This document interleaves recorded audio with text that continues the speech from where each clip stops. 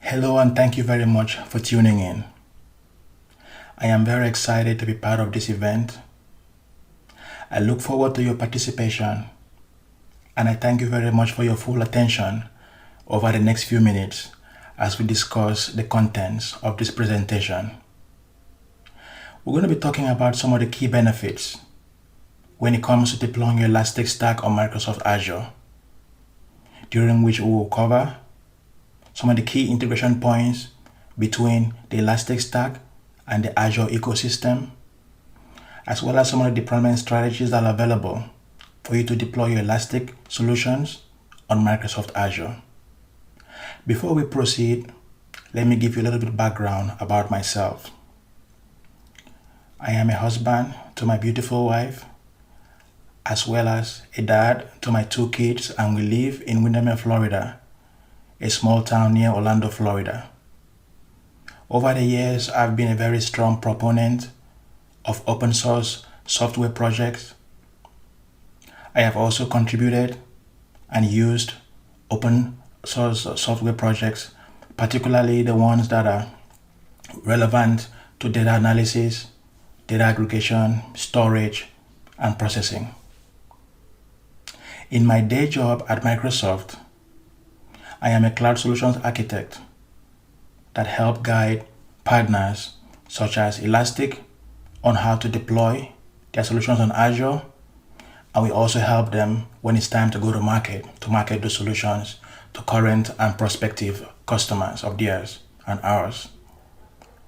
We also work with several service partners that also help ISVs such as Elastic on how to build and deploy their solutions on Microsoft Azure. So that's it about myself. Now let's get started with the contents of today's presentation. Pertaining to the outline of today's talk, we're going to be covering some of the key benefits for deploying your Elastic Stack on Microsoft Azure. I will also walk you through some of the key integration points between the Elastic ecosystem and the Azure ecosystem, as well as some of the deployment strategies for deploying your Elastic Stack on Microsoft Azure. Because we don't have a lot of time to walk you through step by step as it pertains to some of these key integration points as well as deployment strategies, I will put a link at the end of the talk that you can use to access some of these resources that will guide you on how you can deploy your Elastic Stack on Microsoft Azure, as well as some of these key integration points, and you will be able to take a look at it and get started on your own as well. We will also provide you with contact information on how you can reach us if you have any questions about any of these deployment strategies or integration options. And then finally, I will open things up for question and answers so that you can get in touch with me if you have any questions, either during the talk or after the event is over. Let's briefly cover some of the use cases in which some of our current customers and prospective customers are deploying the Elastic Stack for on Microsoft Azure. One of the popular ones that we see is building intelligent search applications. This is typically done with Elasticsearch, where some of the advanced capabilities such as hit highlighting, synonym search, keyword search, natural language processing, and all those advanced facets and capabilities that are possible with Elasticsearch. These customers use this to build very intelligent and advanced capabilities on Microsoft Azure.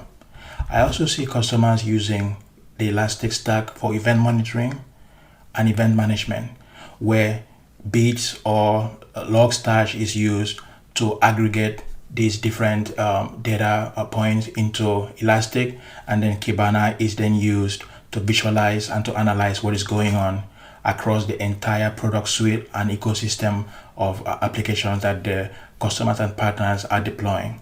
And then we also see customers leverage the advanced machine learning capabilities to detect issues that are about to happen before they happen. So for security endpoint protection, Elastic also provides those capabilities if you're looking to do that for your own solution as well. Now let's talk about why you will want to run Elastic on Microsoft Azure. We have a very deep integration between the Elastic ecosystem and Microsoft Azure, as well as Microsoft 365.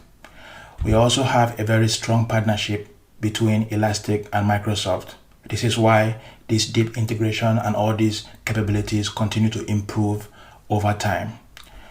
We have support for customers that are looking to build with Elastic on Microsoft Azure, as well as prospective customers that are just looking to explore to see what is possible with Microsoft Azure. Now, there are several thousands of customers that are deploying already on Microsoft Azure using the Elastic Stack, and this would not be possible if the customer service was not good. So as you can see, these are just some of the customers that are using Elastic today on Microsoft Azure, and we have thousands of them doing so. So let's do a deep dive into some of the integration opportunities that are possible today with Elastic on Microsoft Azure. One of the key important integration points is storage, particularly when it comes to tiered storage. With tiered storage, you have the ability to set up hot, warm, and cold storage, leveraging the Azure storage to do so without having to depend on the underlying disk space available on the virtual machines supporting your Elastic deployment. So this is very important when it comes to performance, when it comes to improving your storage capabilities without having to necessarily double the cost of the underlying hardware that you're using to support this deployment. We also have advanced search and replication capabilities across multiple regions. So this is a recent feature that was just added. Just going to show you the partnership that we have between Elastic and Azure. And then we have Kibana alerting across Microsoft Teams. So you can now integrate this capability with Microsoft Teams, which was not possible to do so before. There's also advanced ingestion support for Microsoft SQL. And we have integration with Microsoft 365 Defender. Windows antivirus solution integration is possible, and then you can also use your Microsoft identity to log in and to access your Elastic deployment. So those are some of the things I wanted to cover as it pertains to the integration options that are possible. The next thing now is where you would deploy your Elastic solution. We have two key locations for doing that. The first one is through the SaaS offering that we have in our marketplace. And then the second one is your Elastic solution being deployed on your own infrastructure. Now this has two categories under this particular one, where the first one is you can deploy it on your own Kubernetes cluster, maybe your own Kubernetes deployment, or using the Azure Kubernetes service, or you can also deploy this on virtual machines running on Microsoft Azure. There are two differences. In the first one, you may have less control, but you also have less responsibilities. So think of this like food, where you are dealing with trying to have pasta for your lunch or dinner. In the first option, you're pretty much picking up the pasta from the shelf and you just have to warm it and eat it. Whereas in the second option, you have a little bit more control, but you also have the responsibility, and expertise is required for you to be able to configure it to work properly. So in this case, you will be having to make your meatballs from scratch to get started. So just using this analogy to help explain what are some of the key differences between these two options that are available for you. So now let's take a deep dive into some of these options in more detail. In the first option, we have the SaaS offering. So with this option, you have to go to the marketplace, find the Elastic offering from the marketplace, and then pick your particular configuration. And once that is done, you can now go ahead and deploy your environment, and that's all you have to do. You don't really have to be worried with the configuration, the underlying infrastructure, and all those things. All you care about is picking your own sizing that fits you, configure it, and then you're good to go. Now, in the next deployment that we want to talk about is deploying Elastic on Kubernetes. So here you can set up your Azure Kubernetes service or even your own Kubernetes cluster the way you want. And then you can either use some of the Helm charts that I will share with you later on, or you can download the Kubernetes resources from Elastic, deploy the Kubernetes operator, and then once the operator is up and running, you can now deploy your Kubernetes resources, your Kubernetes resources for Elastic, meaning you can set up Elastic, set up Beats, set up Kibana, set up Logstash, or anything you want to deploy on your Kubernetes cluster once the operator is set up. Finally, if you are looking to deploy looking to deploy the Elastic Cloud offering on your Azure virtual machine, we have the Ansible playbook that can help you to simplify this process, where you don't have to manually have to do all these steps one at a time. You can just specify your settings in your playbook and then run the playbook, and the playbook will now access the virtual machines and set up the Elastic Cloud components in its environments. So like I said before, the very first option allows you to just pick your own settings and deploy it to the marketplace, and you don't have to worry about upgrades. You don't have to worry about having the deep knowledge of picking the right sizing that would support your deployment use case or objectives. But in the last two options, expertise is required on how to configure the security, configure the virtual machines, or configure the Kubernetes cluster to support this deployment. You may also need to understand how Kubernetes resources can be deployed in terms of the Kubernetes one, or how Ansible works, in order for you to be able to figure out how to deploy it successfully on the virtual machine. Now that we have covered this, the next thing I want to talk about now is next steps. So what I would like you to do is visit this particular link to take a look at some of the tutorials that are available and some of the resources that are available for you to get started right away with deploying your Elastic Stack on Microsoft Azure. So I have links that will walk you through step by step on how to do this on the marketplace. I also have links to tutorials that will walk you through how you can deploy this on Azure Kubernetes Service, as well as how you can leverage the Ansible playbooks available from Elastic to deploy it on your own virtual machines in Microsoft Azure.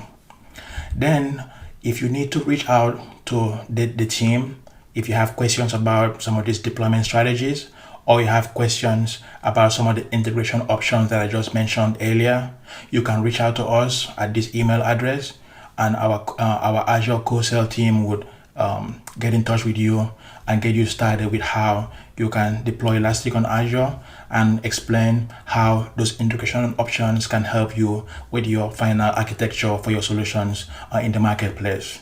And then if you need to reach out to me, you can find me on Instagram or on Twitter. I am also available on YouTube and GitHub, which you can access it from this link that I'm about to share with you. And then if you need to access my website to see some of the content I have as it regards to open source software, you can feel free to check me out on this particular website. To recap, we talked about why you should run Elastic on Microsoft Azure. Here we covered some of the key benefits that you can leverage to deploy your solutions on Microsoft Azure. We also covered some of the options that are available. In this particular one, we mentioned that we have two key options. The first one, you can let Elastic take care of everything for you. And in the second one, you have the option of running it on either virtual machine or your Kubernetes cluster. And then we also covered those key integration points that are available between the Elastic ecosystem and the Azure ecosystem. Finally, I shared the link in which you can use to reach us if you have questions about the deployment strategy or questions about the integration options that are available or possible between the Elastic ecosystem and the Azure ecosystem. So I shared a link in which you can use to access tutorials that will walk you through step by step how to deploy Elastic on Azure and some of these key integration options that are available. Now, I thank you very much for your time. I thank you for your participation, and I thank you for your attention during this time in which I was sharing my experience and some of the strategies you can use to deploy Elastic on Microsoft Azure.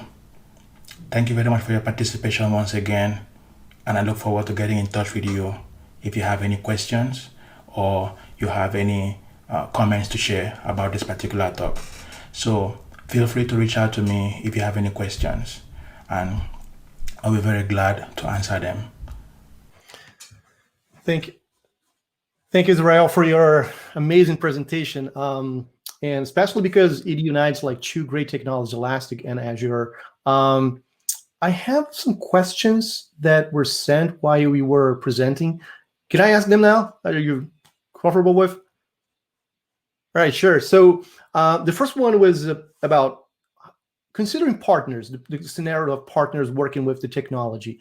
How the process of getting started with using Elastic Cloud and Azure looks like. Like, I think they want to see like how complicated or not so complicated the process is.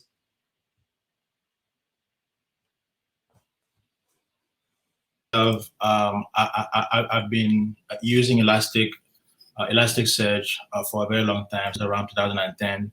So we have a lot of experience. We also have, architects and engineers from the Elastic side that also work with us side by side when we are engaging with partners.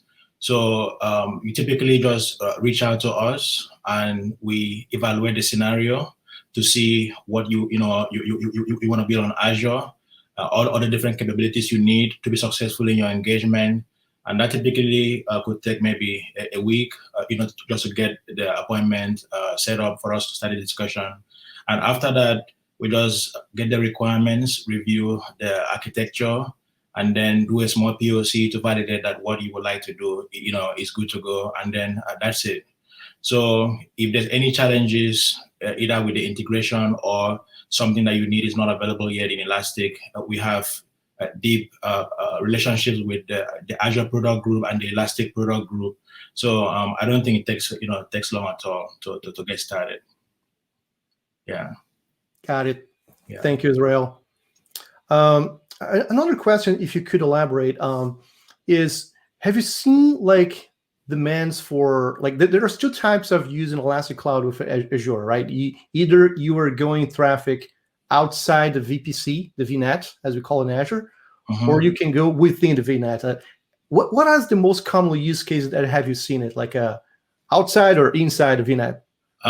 It's typically inside. So a lot of the partners that I particularly work with, they like their privacy, and they are very, very careful about that. So people in the healthcare, in the education, in government and financial services, they really hate when anything has to go outside of the Azure cloud or use like the public internet. So they would like everything to stay, to stay inside. So typically most of the integration options require us to use private networks to route all the traffic between all the different components in the architecture. Yep. I think that one of the main concerns would be like security, right? Like they want to make sure that the traffic won't be like available for any other application to exploit, or perhaps even to like send some Trojan horses, like to make your infrastructure go down, right? Yes, that's true. I think you might get this a lot, right? But because Azure is a cloud service from Microsoft, most developers kind of think that, all right, we can only build applications using .NET, which is obviously the most common logical option. But yeah. Is that true? Can you clarify it for everybody? Like, is there any demands for other programming languages to work with Azure and Elastic? Yeah, I understand that may have been the perception in the past, but actually there has been a significant culture shift in recent years. I myself, I'm a very strong proponent of open source software. .NET Core, is now open source. So inside Microsoft, we use several languages. We use Java, we use C#, we use Python, we use pretty much all the open source languages. So it is not true at all. We actually have a team that is dedicated on guiding customers that want to deploy Java on Microsoft Azure, Python, or any other language. So we have architects, we have engineers, we have people that program in pretty much any language you imagine. I myself am very proficient with C, C++, Java, Python, Ruby. So I just go to show you the kind of people that we recruit nowadays, because we are dealing with partners that don't use C#. They use Java, and we have to go to them to help them with the tool that they're using, and not say, okay, you have to abandon, Java and then come to C#. No, we don't do that. So, the Elastic platform has integration with all these multiple languages. So I see customers that are using Java, they're using Python, they're using .NET, and so many other languages to integrate with the Elastic platform, and also some of the other Azure platform services. So if you just take a look at some of our components today, you're going to see that they are implemented and there is support for a lot of languages beside .NET and C#. That's amazing. That's amazing. Like probably there was a question that everybody had about it, and you clarified perfectly. So the bottom line is that you developers, no matter what programming language you are comfortable with, you are more than welcome to work with Elastic Cloud and Azure. Yes. Speaking about Azure, one typical pattern that we see while developers use Elasticsearch when building applications is to sometimes using some queues or messaging technologies before actually write documents into Elasticsearch. Like common use cases has to do with, like, for example, you put some Kafka or some RabbitMQ in front of Elasticsearch. So in Azure world, I would assume that developers most likely will use some native from Azure. I would dare to say that would be like event hubs, but you are the expert. Can you clarify if that's a common use case that you're seeing out there? Yeah, so there is a very, I've seen several use cases where there is a streaming component to this, whereby you want to kind of like do things by choreography, where you have some kind of agent that is monitoring the data store and then streaming all those changes into Elastic. Because the database does not provide, some of the advanced natural language support that, you have inside Elastic, some of the advanced faceting capabilities that you have to take maybe like several weeks or months to re-implement, in a relational database. So to do that, typically, some kind of CDC connector through Kafka is hooked up to the origin data store, and then all those changes are streamed in near real time into Elastic. So the application just has to focus on making the changes, whether it is update, insert, and delete on the origin data store, and then those changes are streamed in near real time using Kafka Connect into Elastic, because that's kind of like a native integration. And then all those applications will now interact with Elastic to provide all the advanced search capabilities that are required for that application. So that's a typical scenario that I see. Got it. No, that's very interesting. Like you mentioned about the CDC aspect of it. So that is a typical common use case where developers are having applications point to a specific database, right? And then they're going to transform all the data for the database into a stream that will be like replicated to Elasticsearch, and then they could reuse it somewhere else. Given that context, so we have a source database, right? And then we have this middleware component that might be event hubs or Kafka or something else that will transmit the data to another. Have you seen like situations where the source database lives in Azure and then Elasticsearch on-prem, or the inverse? Maybe the source database is living on-prem, and somehow you have to stream all that data up to some Elasticsearch and Elastic Cloud running on Azure. Have you seen this hybrid architectures out there? Yes. So most of the scenarios, the two scenarios I've seen, in pretty much almost all of them that I've seen, the Elastic service is running in the cloud environment. But there are scenarios where, because of legal restrictions, the origin data store has to be in on-prem environment, and it cannot live on-prem. So we have agents running in on-prem and then streaming those changes outside of the on-prem environment to the cloud. And then we also see majority of the cases where the origin data store is in the cloud, and then it's just streaming into Elasticsearch in the cloud environment.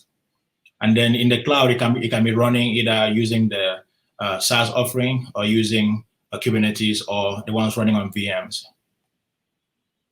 Yeah.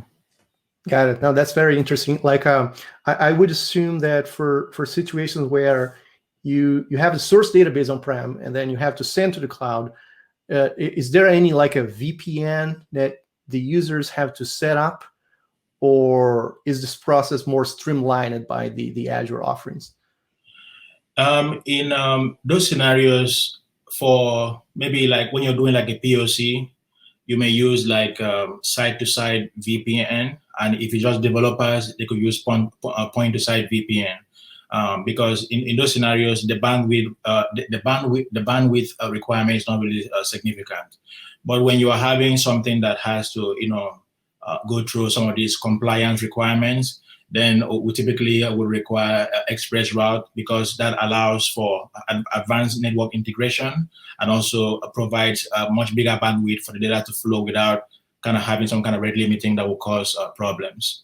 So in development scenarios, or when we're just trying to prove do a POC to prove out what is possible, we may use a point-to-site or site-to-site VPN. But in those advanced scenarios where we need to make sure that we adhere to the compliance and everything has to not provide any kind of latency or bottleneck, then express route and some other advanced network configuration is required. That way, nothing is routed through the public internet, but everything stays inside. Yeah, that's very interesting. Speaking about, we're talking about this hybrid architectures, right? Like moving from on-prem to the cloud or vice versa. I think scenarios like this, or perhaps when you have two VNets talking to each other, I think one of the main concerns from developers is to set up the proper ports to be open or closed, right? We call these the security groups, like the network rules. Right. Is this something that developers really need to be worried about it, or it is out of the box? In terms of, so if you have access to the two virtual networks, you can configure certain rules that allows certain subnets to communicate with certain subnets. So that is something that can be configured by whoever is administering their two networks. But typically, if it is like two separate virtual networks, the first thing you have to do would be to make sure that you have integration between those two virtual networks by pairing them together, so that data can flow from this side to the other side and vice versa. And then in most of the scenarios that I've seen, because the network is private, there is not like much need to control, like to do IPNet IP filtering. So they just say, okay, this particular application is allowed to talk to this one. And then because we don't want any kind of accidental transfer of data or access accidentally, we just restrict the origin and the destination connections, and then it keeps it like that. So pretty much traffic can flow from any source port to any destination port, as long as it fits within that particular range that is allowed. So like the Elastic Surge ports, they have a particular range in which they need to run for both intra-cluster communication and traffic coming from outside the cluster into the cluster. So that one has a particular range and a particular set of protocols that needs to be open. So that is just configured at the network security group layer, and then the two networks are paired, and that should be good enough. It is very rare that you would need to expose Elasticsearch or any of the other internal components beside Kibana to the outside network. So because of that, there's not too much need to restrict the traffic. Yeah. Perfect. Correct. That's what I thought. All right, and we have like roughly 1 minute, so I'm gonna make one last question that should be answered really quick. No have you seen like situations where you have to like create the entire infrastructure end to end using Terraform with Azure? And yes, so for customers that would like to do multi-cloud deployment, they typically don't like to have their virtual machines deployed by one cloud template or things like that. So they will just have to specify their virtual machine configuration using Terraform, and then depending on the cloud environment that they want, they will just deploy that. But then once that is set up, they typically may use Helm charts to deploy if it's Kubernetes that they're doing, or they can use Ansible to do that. But the Terraform resource is typically used to provision the underlying infrastructure. And then after that, they can bring in some other layer on top of that to deploy their resources on top of either the virtual machines or the Kubernetes clusters that they have set up. So that's typically for customers that want to do multi-cloud. But for customers that are pretty much all in on Azure, they may use the Azure CLI, or they may use the Azure Resource Manager template to deploy their resources. Amazing. Israel, it was my pleasure to have you here sharing your expertise. Thank you very much for your participation, and see you next time. All right. I thank everyone for joining this talk, and I really look forward to your questions and follow up. If you have any, please feel free to reach out to us. We're always here to help. Thank you.